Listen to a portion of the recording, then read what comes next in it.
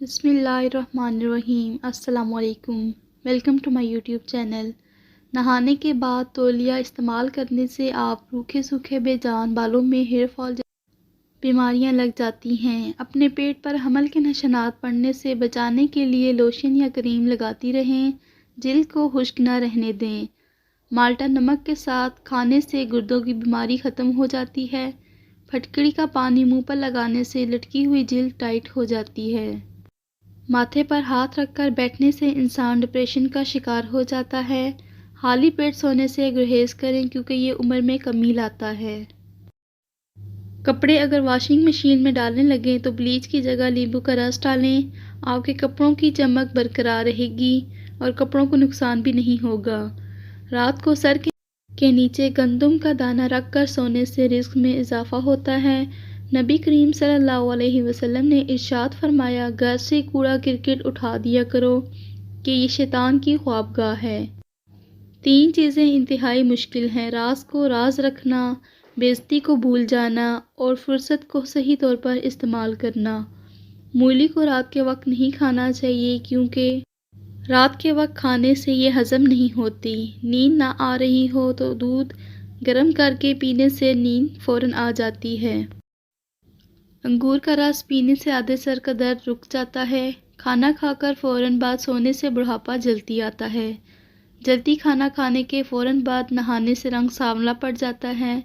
مہندی میں ناریل کا تیل ڈال کر سر پر لگانے سے بال کالے اور لمبے ہوتے ہیں۔ پستہ کھانے سے امراض قلب کی بیماریاں دور رہتی ہیں۔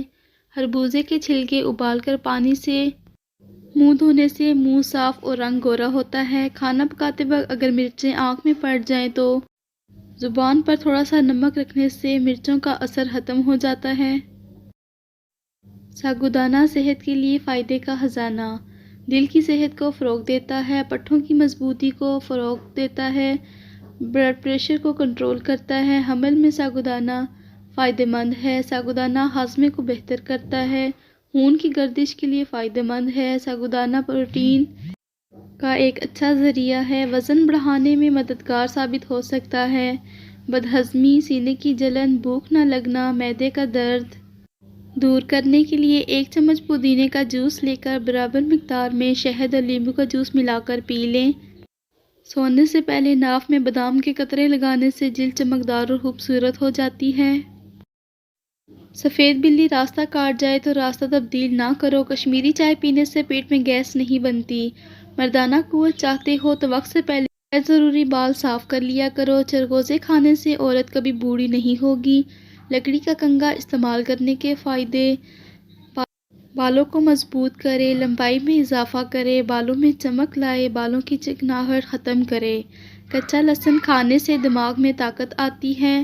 چاول کم کھایا کرو، کبھی دمے کی بیماری نہیں ہوگی۔ روٹی کے چھوٹے چھوٹے لقمے بنا کر کھایا کرو، آپ کا ہاضمہ کبھی خراب نہیں ہوگا۔